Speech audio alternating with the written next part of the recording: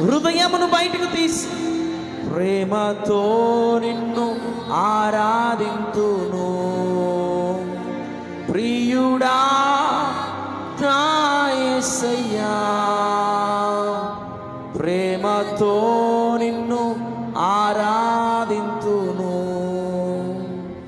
నీ చేతిలో చెక్కుకొంటివే, నీ సాక్షిగా నిలుపుకొంటివే యేసయ్యా. నీ చేతిలో నీ సాక్షిగా